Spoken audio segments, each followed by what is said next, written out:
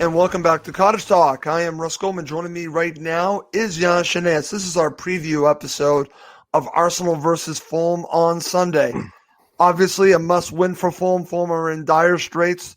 We need to talk about this match, my friend Giannis. But before we go on any further, I told you off air that I was going to start off with a little bit of Russ's rant. I've actually had some requests for a Russ's rant. Well, I got one for you. So here we go. Before I get into going to Giannis to talk about some very interesting details, here's Russ's rant. Congolo out for the season. Now, this might surprise my take on this. Here it is. Terence Congolo, since he has played for Fulham, which has not been a lot, I thought has been fairly impressive. So, with that said, Congolo for me, Giannis, and I'll say this to our audience, I don't like people really going at this guy for being injured. He doesn't want to be injured. He is just injury prone. Give the guy a break. Every time he has been on the pitch for Fulham, he has given it everything that he has. He has come back from all these injuries to play. Is there a similarity to Alfie Mawson? Maybe a little bit, because Alfie Mawson seems to get hurt a lot. But I don't want to kill a player that continues to try to play for Fulham. It's happened a few times. So, and whenever I've seen him play, I've been impressed by him. I was impressed the last time. So when you think about it and you are disappointed in him, you can be disappointed with him being injured, but you can't blame the player for it. It's injuries. It happens. It's part of the sport. And I don't like how some are looking at him. For me, I look at what he does when he's on the pitch, which hasn't been a lot. He's been impressive, Giannis. Give the guy a break. He's going to try to come back once again. I think if he can be an effective player for Fulham. Dare I say, potentially a starter for Fulham if he can stay healthy, and that's the key, if he can stay healthy. But when he has played, I thought he's been impressive, and I wanted to make sure that gets said because I think so much of the focus is on the fact that he gets injured. And like I said, no player wants to be injured, and he's worked hard to get back to play for Fulham, so I want to give him credit for that. Unfortunately for him, he ran into a truck named Traore who ended his season, okay?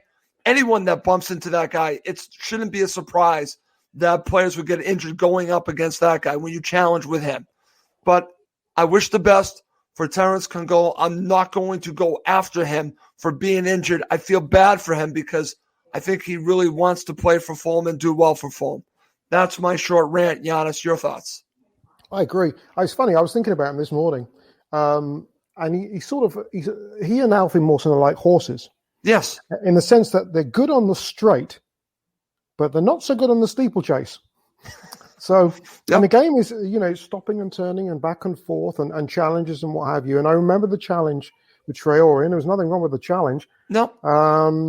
And when I think it might have been Tosin or it might have been Joachim Instagrammed about, get well soon. I think it was on Saturday night, and I thought, oh, God, he's injured again. So it's time for Tosin. It's Tosin time. Yay! Come back, Tosin. Yay! I thought, oh, God. And I agree with you. I mean, I thought he had a good game against Wolves, and he's somebody who's just been insanely unlucky with injuries and the timing couldn't be worse because I thought he, on the basis of the way he played against Wolves, he would have started against Arsenal on Sunday. And, of course, he's got himself injured. So I wish him all the best. I think that Scotty was saying 3 months, which will bring her up to pre-season. And if we don't stay up, then he'd be a very good centre-back to take into the Championship for sure. So, I wish him all the best. Very, very unlucky though, because he's been battling injuries, and obviously he got a cropper last week. Yeah, and listen, these things happen, and I understand the comparison to Mawson because Mawson has gotten injured each and every time. It seems like you look up, Alfie Mawson's been injured, and now we have the situation with Terence Congolo. But I just wanted to give this guy fair shake because he has been trying to play for Fulham. It's not that he doesn't want to play; it's just that he has been running into these injuries, and hopefully this is not the pattern for the rest of his career, because I'd like to see him be a fixture with Fulham Football Club. Every time I've watched him, I've been impressed. I really have been, and I think there's something there. And the question is, can he stay healthy? That's part of my Russ's rant. Okay, my friend, let's start from the beginning. We're going to talk about this huge match. Every match is huge for Fulham. So let's just get your overall thoughts on Arsenal before we talk about anything else with this matchup. Well, huge story in the last 24 hours, obviously, because they needed to beat Slavia. Yep. And I think Arsenal deserve an enormous amount of credit for what happened last night. Firstly, obviously, there was the UEFA decision early in the week that Glenn Kamara, the Rangers player, got 3-game suspension. But the Slavia player that racially abused him got 10 games. Yep. Which I think is so lenient and sends the wrong message. Then last night before the game, Slavia Prague, joining in arms, and the sight of Alexander Lacazette, taking the knee down was such a powerful message. It was almost iconic. It's one of those moments where Slavia will look back and go, "What were we doing?" Because as soon as they did that, they were done. Yep. Arsenal destroyed them last night. Having said that, Arsenal needed to win because they're not going to be in Champions League and they won't be in Europa. So it was their last chance of making it through to Europe. And they probably saved their best performance of the season to last night. It's going to be a very difficult game. They've only conceded 7 goals at home in the league this year. They're going to be really buoyed. And we don't score, which is really a problem. We don't score. Of the 3 semi-finalists in the Europa League, the one team they probably wanted to avoid, I would have said, would be Man United. But Villarreal will be a very, very tough game because they're up against their old manager, Unai Emery. Yeah. And Villarreal are a nice little team as well. But they'll be very confident. It's sort of funny because had they lost last night, their season was done. The Arsenal season was over. And nothing could have changed that. And I would have said they were right for the picking. Now I think Arteta's looking, okay, Villarreal is going to be tough. All our eggs have to be in the basket of Europa League to get the chance to go into Europe next year. So how does that reflect in the lineup that he puts out on Sunday? They've obviously lost Aubameyang to malaria. Yep. But Lacazette certainly stepped up. Kieran Tierney's obviously out. But Saka had a super game. They played great last night. So it's going to be a difficult game, but I've been digesting the press conference from Scotty today, and it worried me a little bit, to be honest. He didn't. Okay. He looked. I think it's the first time I've seen him this year where he looked a little defeated. I think he looked. I think he knows now the magnitude of the task, and yep. It might help if West Ham can go and get a result from Newcastle tomorrow, but Arsenal will be a very tough game. Having said that, I mean, I just seen CG just put on the comments the kind of game where you go and win 1-0, and it could be. It could be. But it's going to be a very, very tough game, and I don't think we've got anything to lose now, Russ. We might as well go and have a go. See what we do. Again, we're going to talk about that because I want to talk about the approach when we get to really breaking down this match, because that's going to be my thoughts on this. Basically, go for it. We'll talk about that in a second, yes. But again, I want to talk. I'm glad that you brought up Scott Parker in his press conference. The pressure is mounting, okay? It's not just mounting on him, it's mounting on the players. And Giannis, I think this has been a theme, and we'll talk about this as we get further into the show. But as the pressure continues to mount, how are they going to deal with this pressure? I think we're going to learn a lot from Fulham against Arsenal because, again, what's interesting about this, and I could be wrong, and I'm glad that you brought up the approach of Arsenal. Could this be a similar situation for Arsenal, believe it or not, like our Europa League run? Because at that point, we were just concentrating on the Europa League.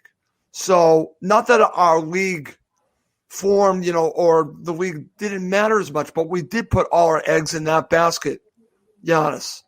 Could Arteta put all of his eggs in that basket and really, again, not prioritize the Premier League, but more put the emphasis on the Europa League, whereas, I don't know, maybe they won't be as up for it as you would think that they would. And I'm including Arteta, I'm including the coaches. Could their minds be someplace else? Well, that's a good point. I think the pressure on us back in the 2000-2001 season isn't 100th of what it is on Arsenal, because on Arsenal they built the Emirates Stadium, They're still paying that back. Yep. The expectation is that Arsenal in Europe every single year. The moan about when Wenger was around was, okay, where are Arsenal going to finish in the table? Fourth. Of course, it's different. Fourth. It's apples and oranges when it comes to that. I'm just talking about in the context of the Europa League this year. Yeah, I think it's much bigger for Arsenal, because I think if they don't make it through, I think if Arteta if Arteta gets to a final and loses it, he's lost his job. I think there's been enough dissent and discord around Arsenal fans. They're very, very upset with what has happened, and I think they've got massive pressure on them, because they're such a big club. Yep. The eggs in one basket. I can see that happening. I think it's going to be very, very interesting, because as I said, I had mixed emotions last night. I thought if Arsenal lose, their season's done. We could go to the Emirates and beat them. But in terms of the magnitude of what they did in terms of Black Lives Matter and anti-racism and the Lacazette stand, I was ecstatic for Arsenal and their fans and their players that they did what they did last night. I thought it was a statement for everyone. You could even be the most hardened Spurs supporter and say, you know what Arsenal did last night was something special. And respect and say that was something special. Sure. So they're going to be buoyed and they're going to be buoyant and they're going to think like they've just won the Super Bowl and they're going to be on cloud nine and they're playing at home and they're up against a Fulham team that are feeling sorry for themselves. So I think half his mind is going to be, okay, Villarreal is going to be difficult. How do we do this? And if they do that, that's fine for us. I think right now, Scotty said something in the press of the first few days this week that, mentally getting over the game, and obviously Congola going and what have you. And we know that Mitro apparently addressed the troops. Yep. I'm hoping that Tom Kearney got involved in that as well as as a captain, as the captain. It's really, for Arsenal, this is a nothing game. For us, I think it helps us that we don't play. We play after Newcastle this weekend because we can just go out there and play. We've played really well 8 of the last 9 away games, and the Villa we dropped a lemon. So can we go there and get a result? It's possible, because this has been the strangest of all seasons. Do we? I don't know anymore. I don't know anymore. I don't know. I hear you, my friend. I don't know. I'd love to think we can get a result out there, but I do think that if the emotion that Mario Lemina expressed at the end of the game is anything to go by, this team is playing for its manager. It's still in for the fight. They're still going to give it a go, and if we do go down, we're going to go down fighting. So. Well, that's what I hope to see, and I expect to see from a Fulham side. Go down fighting, and we're going to talk about that, because if they do go out of the Premier League again, I want them to go with everything that they have, and that'll go to my thoughts in a little bit about what the approach is, because Giannis, there are obviously thoughts on how Scott and the team set up, and we'll talk about that in just a bit. You were mentioning Arteta. I want to get your thoughts on him, because Arsenal stuck with him. What are your thoughts on the job he's done? Well, if you one of the shows that I like to keep an eye on is Troops. And if any of you guys have never heard of Troops, TROOPZ, he does. He was part of AFTV, and then he branched away. He's very, very funny. He's worth it just to watch him have a cardiac every time they concede a goal. And one of the things he's very, very critical of is, he doesn't trust the process with Arteta. The problem is that Arteta, in many ways, is really no different. He's just a more experienced version of Scotty. Arteta served under Pep. Arteta was a distinguished international and Premier League player. Sometimes you wonder, is a job too big for the level of experience you have? You could say that about Lombard. He went in. Was he the kind of person that you should put in there at Chelsea, knowing that he's hired to be fired because of Abramovich? I like Arteta. I just don't think he is comfortable with the personnel that he has. I think he's still got a lot of Emery players there. He's got some very special players like Smith Rowe and obviously Saka and Tierney and Aubameyang and Lacazette. Chambers has come back. Holding has been very dependable. Leno's played fairly well in net. Thomas Partey. They've got good players, but it doesn't. the one thing about that Arsenal team that they've got now is I don't really see any sort of identity to it. It doesn't really have. It's like a collection. It's like a smorgasbord of players, and I think he needs more time. I happen to think that you don't give up on young coaches, Right. and I think he's doing an okay job. But I think he's under a lot of pressure now because really Europa League is the be all and end all. And if they get past Villarreal, which I think is a pick'em, then they're probably going to play United. And I'm not discounting Roma because I think Roma are a decent side, but Yep. United are going to be very, very tough to beat. Remembering that if they don't win that game, they don't go through to Europe. And for the Arsenal brass, that means you're going to lose players for this season. You're talking about transfers or free agents won't want to come over because they're not playing in Europe. So how do you attract talent when you've got teams, I can't believe I'm saying this, but when you've got teams like West Ham that could well be in Champions League this year, or Leicester City, where they can, if you remember back 6 years ago when Leicester won the league, they lost Drinkwater, they lost Mahrez, they lost Kante, which is amazing because they'd won the league, got to Champions League, and yet they lost their very best players. I like to think that 6 years later, they can actually bring really good players into the King Power. So Arsenal are going to lose that opportunity to bring in those great players. And if Arsenal lose that, they just don't become as marketable. So really, then you're starting from ground zero. And there will be players like Lacazette, like Aubameyang, that will say, well, do I really... or can I make an international team, or will I be part of an international team playing for a team that's middle of the table Premier League? I can't believe I'm saying this about Arsenal, but it's the reality. Yeah. And where you have agents, they'll in particular drive the bus. Right. So I hope that I like Arteta. I would stick with him, but I think the Arsenal fans are a little restless right now, and I don't think it's. I think he's got there'll be some challenges ahead. I think the only thing he can do is win the Europa League, and I think that will keep his job. I think if he doesn't win it, I think he's gone. Okay. This is a shame. Wow. Interesting. Very interesting stuff, my friend. Okay, you've already mentioned several players, but let's talk about key players for Arsenal as we look at them, and then we'll focus on Fulham. You've already talked about Lacazette. You talked about all these players, but really when you get down to the nuts and bolts of it, does it start with him, and who else concerns you? Well, Saka's a fantastic player, and I think he's going to be an absolute worldie. Martinelli can hurt you in many ways. Lacazette, I think, has done a very good job this year because Aubameyang has fallen off the pace this year. And yet again, he was gone for a couple of weeks, and the update was he had the flu. It turns out he contracted malaria playing for Gabon. Callum Chambers has made a really nice rebound from the injuries he's had, and we remember what he was like for us. And that's right. Forget he was our player of the year. Yeah. Holding has done a pretty dependable job. There's a couple like Granit Xhaka who worries the heck out of me because he's a ticking time bomb. But overall, I think they're a fairly good side who I think have been punching way below their weight. I think they've got too much talent to be where they are right now. But as I said, I think there are a lot of players that can hurt us, but they don't really have a team identity. They're not a team. It's more individual brilliance. Would that be what you think would hurt Fulham? Yeah.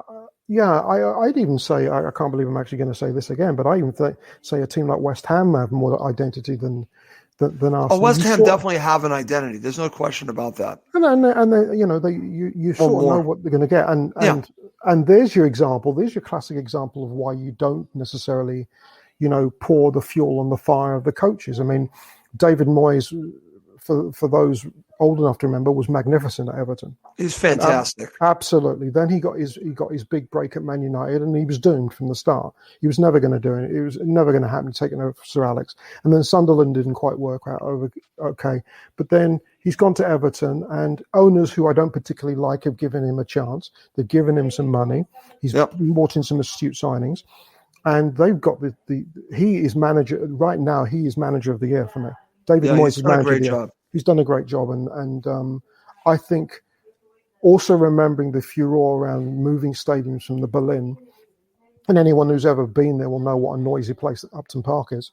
to go to the chasm and the death zone that is the Olympic Stadium. To do all that, and with the injuries they've had, I think Moyes has been magnificent.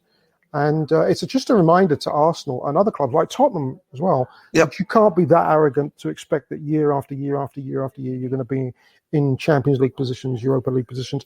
Clubs catch up, and they improve and they get better. And you certainly can't rest on your laurels. Okay, excellent, Giannis. Okay, before we talk about Fulham, let's finish up with Arsenal as we do this on our preview shows. How does Arsenal win this match, and then it's all about Fulham? If they play like they did last night, we're in for a clubbing. But I don't think they can, and the reason I don't think they can is because Slavia shot themselves in the foot and the head before the game. You can't. It's like, and you've seen this, Russ. You've seen this together. It's where you've got a warm up of NFL teams, and some idiot decides to go and an opposing player decides to jump up and down on the club logo in the middle of the pitch. Where you disrespect the club, right? Or you decide to have a fight with the mascot or something like that. There's certain things that you don't do. And with everything that's been going on in Europe about, the Black Lives Matter and race, anti-racism and what have you, and the furore around that Rangers game and what happened during the game against Camara, what happened in the aftermath in the obviously in the tunnel after the game, the denials, then of course the suspensions. For Slavia, somebody instructed those players to do what they did last night before the game, and it was a red rag to a bull. It was a stupid move. You couldn't have motivated Arsenal any more than if you got out a big sign of the gunner, stuck it in the middle of the day and started urinating on it. You couldn't have done anything worse. It was a terrible move. Yeah. And Arsenal came out like they could. I can't think of many teams that would have beaten them last night. They came out guns, absolute blazing. They were brilliant against a team. Let's not forget that knocked out Leicester City. Yes. And did a great job, and that was I thought at that time that was a shocker. They beat Rangers fairly comfortably, but there was all this thing going around about rumors, and I not for wanting offending that we've got fans listening and watching this right now. Yep. But for all of us that follow football around the world, there is. The deeper you go into Europe, the more you see this kind of insidious behavior from fans. And it's not just in the case of the ultra fans, because most clubs have ultra fans. The Czech Republic has always been a bit of a hot zone for that. Poland has always been a hot zone for that. Hungary has definitely been a hot zone for that, where you hear, even going down to, I'm just trying to think. Daniel Sturridge, when he was at Fenerbahce, complaining about racism. Where fans are openly, throwing bananas and gesturing racial epithets at their own players who are black. So this is not a new thing, but to do what Slavia did last night is going to require from them as a club, because they are right now the most hated football club in Europe, an investigation from the very top to the very bottom as to why this happened, how this happened, and when you had a chance to make a statement in a game like last night to say, you know what, down on one knee as a club, we don't believe in this. You went and did that, knowing that black players in red and white facing you across. I mean, just appalling. So, and CG said I would say all the Eastern European countries, and I wasn't going to say that, CG, but you're actually right. Many of them, there are, I call them black spots. They're black spots for racism in soccer. And it's horrible, Giannis. It's horrible that all this still goes on. It's funny because I can go back at least 10 years. Obviously, you can go back much farther than that.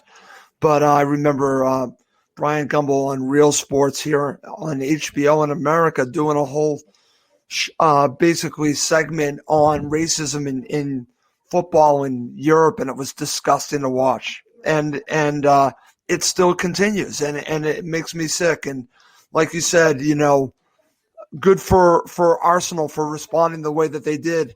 And, and again, for the players for acting the way that they did. I'm talking about Arsenal for, responding to this. Lacazette for responding to this, showing strength, and that's a wonderful thing. And what Slavia did is not a wonderful thing. It just shows that the situation in our world is still it's still there, my friend. It's still there. It's disgusting. It hasn't gone away.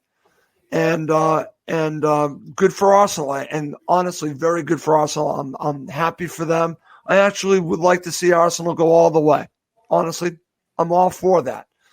But when you look at this upcoming match, again, let's just change it a little bit, because I want to bring up this from my friend Chris here, because again, with everything going on with Arsenal, with how well they play, he questions which Arsenal team will turn up on Sunday.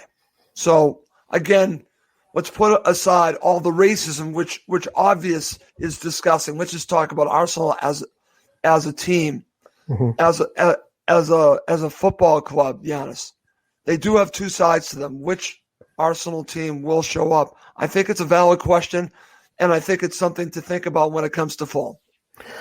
Yeah, they're Jekyll and Hyde side. On their day, they can hammer anybody. They can beat every single team in the division, and I don't think there's any debate. They've got quality from top to bottom. When they're bad, they're bad. Yes, and you really don't. You're really not sure what you're going to get there. And that's I suppose that's the mystique and the mystery of what's going to happen on Sunday. Exactly, because we just don't know. We do know they're going to be really buoyant after what happened last night. Yes, they're going to be very, very excited, and they should be. They'll be a lot more nervous when Villarreal come up, because that is going to be one of the off the field talking points. Because Unai Emery, there are many Arsenal fans that believe that Emery was never given a fair shake, that he was treated very poorly. I happen to be one of them. I think Emery is an excellent coach, and I thought it was a mistake, and I don't think it was a mistake to get Arteta in. Don't get me wrong, but I just thought the manner of the firing was I thought was poor. But they've got the fuel right. They've got the honeymoon period, and the honeymoon period will be Fulham. So I mean, I wouldn't be surprised if he brings them a lot of changes on Sunday. We know that Kieran Tierney's out. We know that Aubameyang is going to be off. So put in a decent lineup and see what happens, and then just I don't mean any disrespect to our boys in our club. I would never do that. But if I was an Arsenal player now, I wouldn't. I'm probably not even thinking about Fulham. I'm thinking we've just had this enormous. I understand what you're talking about. Yeah, we've beaten Slavia. We're in the semis of the Europa League. We're 2 wins away from getting to the Champions League. I'm thinking Villarreal. My mind is on Villarreal. But Giannis, for me, that opens up an opportunity here. I agree. That opens up an opportunity where, I went back to, that's why I brought up the Europa League prior with Fulham, where the focus really was the Europa League as we got closer and closer. And rightfully so, Arsenal are huge club that expects to be in the top 4. And if they do not win this, then this is going to be a disaster for them. It's complete and utter disaster, Giannis. Yes. You are 100% right. But when you look at it, when you put all that focus on it, I'm just thinking, like you had just mentioned, it's going to be about Villarreal. There's an opportunity there, okay? That's, again, on the Fulham players to take advantage of this opportunity.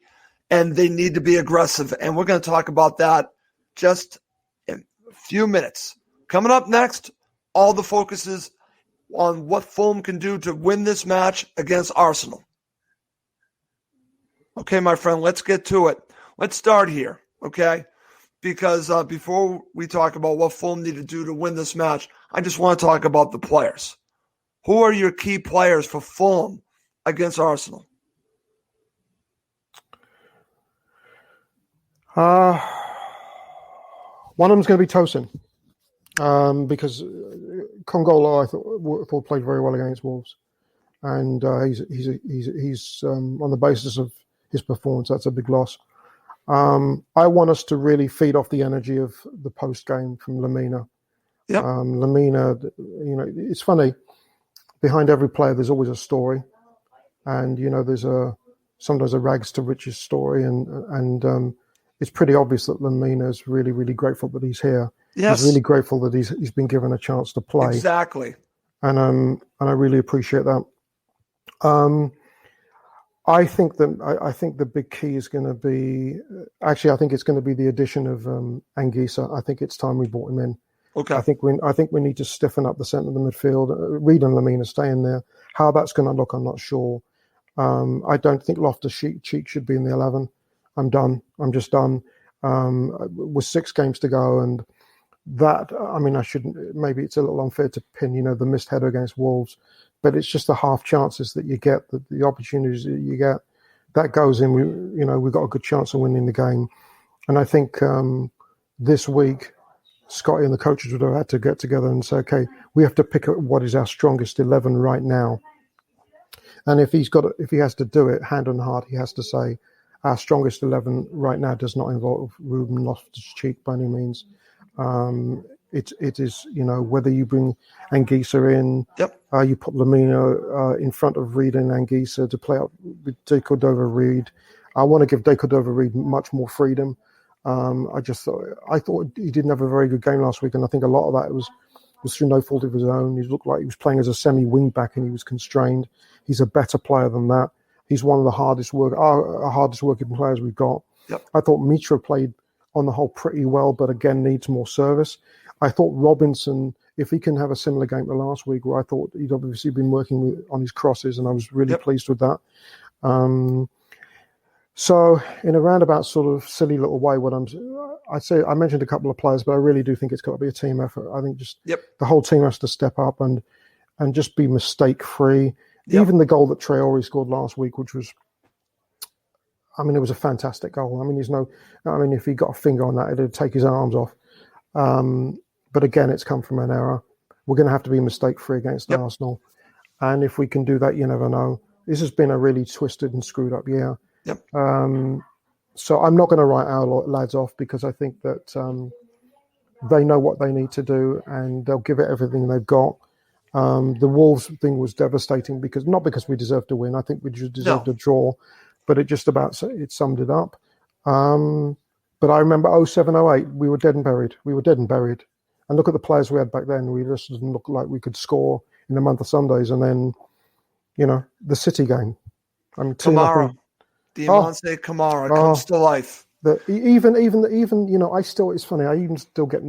I get nervous about the penalty miss by Murphy. By Danny Murphy.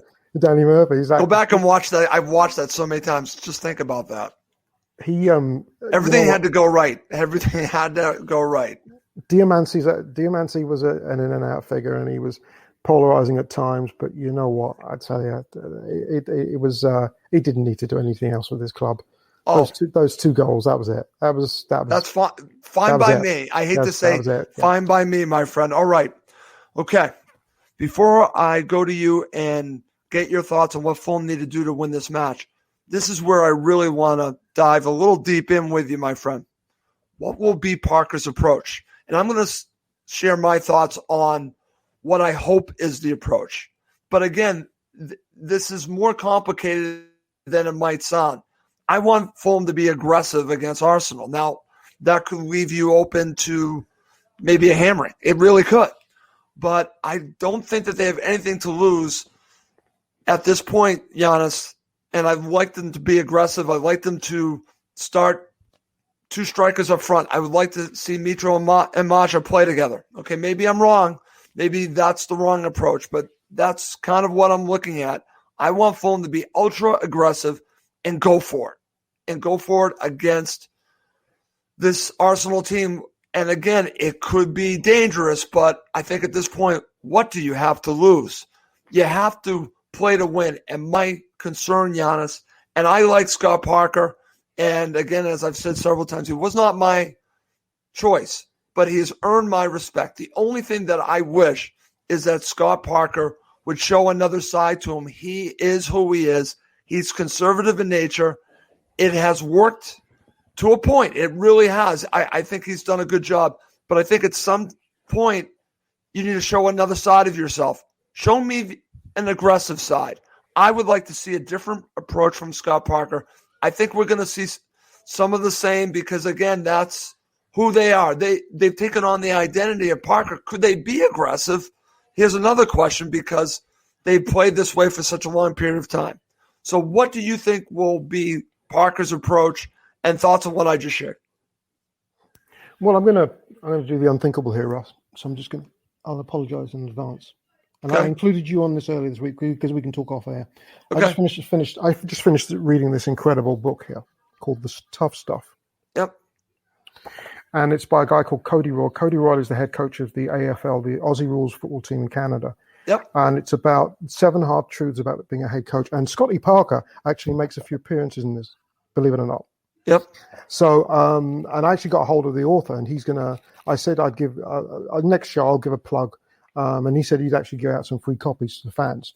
I mentioned that because in the book, he talks about an NBA game a few years ago where Steve Kerr, famous head coach of the Golden State Warriors, got together with his coaches before a game against the Phoenix Suns in Phoenix. And he said, I think the players are bored of my voice. I think we need to do something a little different. So why don't we do something a little different? So they had a meeting. They traveled to Phoenix, and Coach Steve said, this is what we're going to do tomorrow night. Tomorrow night, you're going to pick the players are going to pick the lineup. So the players are going to do the substitutions. The players are going to call the timeouts. The players are going to do the chalkboard stuff. We'll give you a couple of pointers as to what to look for, but you're essentially going to be 12, 13 coaches. The rest of the coaches and I are just going to sit on the side. And what he did is he phoned who was then Jay Triano, the head coach of Phoenix Suns, and said to him, this is what I want to do tomorrow night. And it's no disrespect to you. You know, you're a fantastic side. Yep. But I want to give the players the benefit of the doubt of seeing what we're going to do and see how they want to police a game and how they want to work it as professionals. I mention that because I almost think that this is the sort of game that Parker could do it, where he says, okay, look, we know where we are. We've got 26 points. We're 6 points behind Newcastle. We are devastated. How do you as a team feel that we're going to do our practices, but this is how we play it on Saturday? We go up to the Emirates, but we show them something different. Yeah, show them something different. And so therefore, let's look at the lineups. You decide the lineups, and you police it. You police the team, because at the end of the day, and Steve Kerr said it perfectly. He said it's not my team. Yep. He won 3-4 NBA championships. He says, at the end of the day, it's never my team. It's always the players' team. So how about he does that and says, you know what? They call it gradual release of responsibility. It's a bit drastic. He said, okay, so we got Arsenal. You take it away. And it's not a I don't care anymore. It's like, you know, it gives you different views, gives you a view different. And I read that section in here and I thought, bloody hell, this takes humongous audacity and bravery to do it. But I almost feel like if you're going to let Scotty say, okay, go out and let's be aggressive, let's go for this, let's go and see if we can get 3 points. I'm almost like, well, if you're going to do that, why don't you just say, okay, guys, you run the show. You know what you need to do. I don't need to tell you what to do. We've been through all this. Why don't you do this? Why don't you prep this as a unit? Why don't you do it, break it down into defensive midfield attack, break it down into chunks, set plays. What happened the last time we played Arsenal first game of the season? How did they break us down? Where did we have fun? Where did it go south? Dimensions of the field, how are they going to look after the Europa League game? Let's recap on what happened against Wolves. Bunch of fundamentals that as a team they can review and reflect. And CG, to answer your question, they won by Golden State won by 30. They were in the middle of a 43-1 run, actually. But I almost feel that he should do that. I can't see it, but I'd love it if he said, okay, go on, boys. Go and play. Just go and play. You decide it, and we're going to sit and watch. Okay. And by the way, I have done that as a coach. I have done that. Okay. I've done that a few occasions where I've said, right, ladies, you decide the lineup. I'm not even doing the subs. I'm going to sit and drink my cup of coffee. I'm going to watch. And I'll say a couple of things at half time, but it'll be minimal because you will organize and engineer the halftime team talk. Okay. And it works. So what they got to lose, Russ? Well, that's my whole thing, Giannis. What do they have to lose at this point? So, and it's funny because I want to bring this up. If anyone that has watched Newcastle lately, and I've watched all the Newcastle United matches, now their approach, they brought in another coach to help out with Bruce to change the philosophy of Newcastle United. I don't know if everyone understands that. They've been much more aggressive, Giannis. Newcastle United, they understand the brevity of the situation. Bruce does, and they are trying to change who they were. Now, again, they got St. Maximin back, and they obviously got Callum Wilson back, and that makes a big difference. But the style of play had already changed. It had changed before that. They looked like a different side, I want to say, for the past 6 or 7 matches. So here's an opportunity.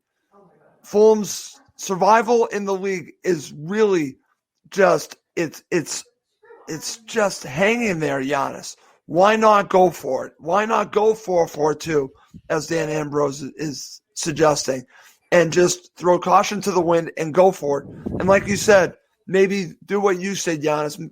Have the players say, listen, this is what we're going to do. It's our team. We're going to run it right now, and we're going to be ultra aggressive, and we're going to go for it against Arsenal. But again, I want to go back to you. We're talking about the approach of Scott Parker. What do you think he is going to do? And then I'll get thoughts on what you would do. I'm not sure what he's going to do. And there's a couple of reasons why. Dan's put up there about, Mitra and Maja.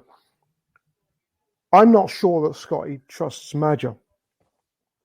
And the last question that Scotty was asked at the presser this morning was, I thought it was a brilliant question, and it came out of left field.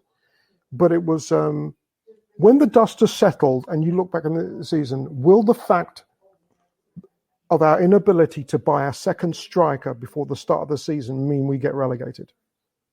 It was a brilliant question. Yep. Because you didn't expect it. And Scott turned and said, well, those are things that we can reflect in the end of the season. He's saying all the right things. Right. But the fact of the matter is, that's where it's at. You're going to play 2 strikers. You better have 2 strikers you trust.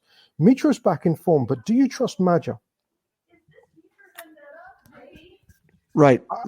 So then what do you do? If you play 2 up front, then Maja, and look, you can't play players you don't trust. No self-respecting coach will ever do that. So then the question is, you've got to look at plan B. Who could you stick up front that could possibly do the job? Please don't tell me Cavallero. I watched the post-game show, and I don't remember if you and Amelia and Max mentioned this. But what for me summed up this whole season was that free kick near the end on the right-hand side where Cav had the chance to pop it into the box, and he's hit it straight as a die. Yep. For Patricio to come out and take it. Yep. And there's probably no moment in this season that encompassed the nonsense at the bottom end than that. I mean, it was like, no. You had one job to do: knock a ball in a box, anywhere, everywhere, whatever you do. So for that reason, I'm hoping he plays Decordova-Reid up front with Mitra, just because I just think he gives more speed. I think he's going to go 1v1. We know he can get penalty kicks. We know he can get free kicks. We know he will drop and defend. And at the end of the day, Scotty has to put out the players that he trusts. And right now, I don't trust Maja. I didn't see a lot when he came on. Okay. And I would go that I might get a lot of stick for that one, but I would start with Bobby and Mitra. But who knows? You know what's going to happen. Cav is probably going to start, isn't it? Yeah. Okay, my friend. I want to share this comment from Stefan because, again, this is actually reminds me of a conversation I just had today with someone else. Things cannot change overnight, and an approach to playing cannot change just because we wish it, especially one that has been imbued in these players since they joined the team. And as someone else also commented, have they taken on the personality of their coach? And I think they have. So it's a good point. Can they flip the switch? I don't know if they can flip the switch. It's a good point. But if you're asking me what I want them to do, that's what I want them to do. The question is, could they do it? And I don't have the answer for that because, like I said, they've been entrenched in this system. Could they do that? So only time will tell to see if Parker decides to go for it like that or just play the way that he normally has. I would bet against the latter. I think he'll do what he normally does. But Giannis, how does Fulham win this match in your mind? Go hell for leather and have a go. Have a bloody go. Have a go from the start. Whistle goes, go for it. Go for it. Don't. We've got. I know Robbo's on the line now, listening and watching to this. Yeah, he is. What we do to kill to have Robbo in the centre of the park. You know, he'd be out there clattering bodies. You know, he'd be like, right, let's go for this. Let's do it. Yeah, keep the faith we have Fulham. That's right. Go for it. Don't be namby-pamby. Don't be tempy-wempy. And you know what? If going back to Scotty, if he gives last-minute plans, says we're going to do something a little different for Saturday, it's all between the ears. These are intelligent players. If you can't, to change is difficult, not to change is fatal. He changes the formation. He changes the thing. Okay, so what? They've had 9 days to get ready for this. Okay, every game is a World Cup final now. Right. Okay, they should embrace this challenge. Exactly. If Robbo was running out there now, he'd be frothing on. He'd be spitting on raw meat now. And it's a challenge to embrace. Look, we can do this. 13, 14 years ago, nobody gave us a chance. We were 45 minutes away from being relegated. You know, let's not for Stephen Ireland scoring a goal on us. Oh, Jesus. I'll never forget that. Yeah. Right. And somehow, through grace of God, we found a way to win that game. It's not over. It's 2. So all we need is to be 3 points behind Newcastle come last game of the season. Somebody's been putting out thoughts of Sam Maximin.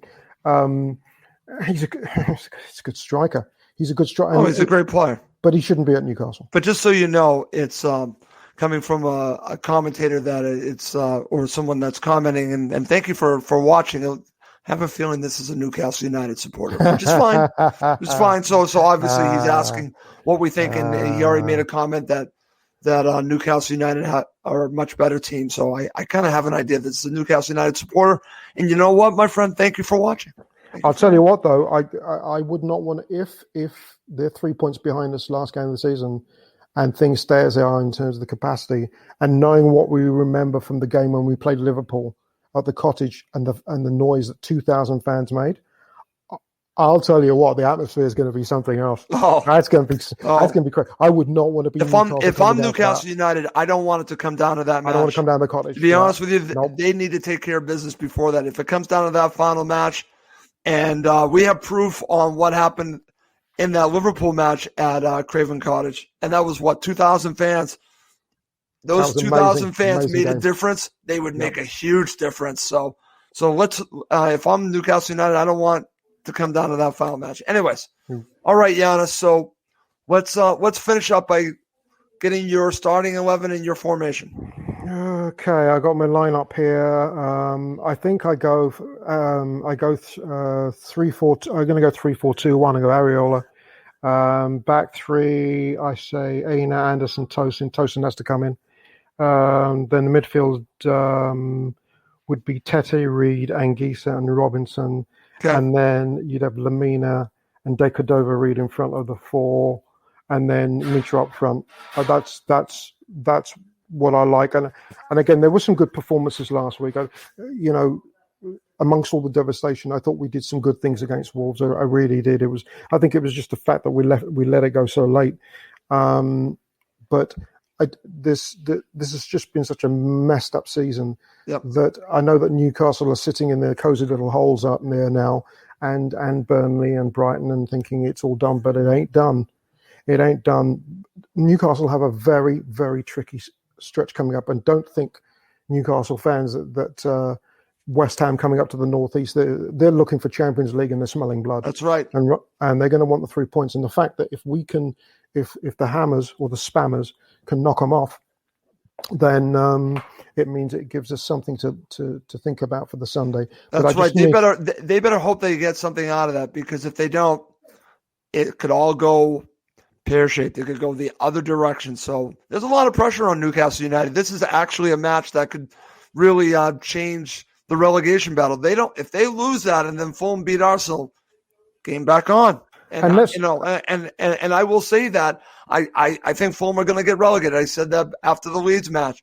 But if you look at this, if Fulham are in it until the very end, they certainly have an opportunity.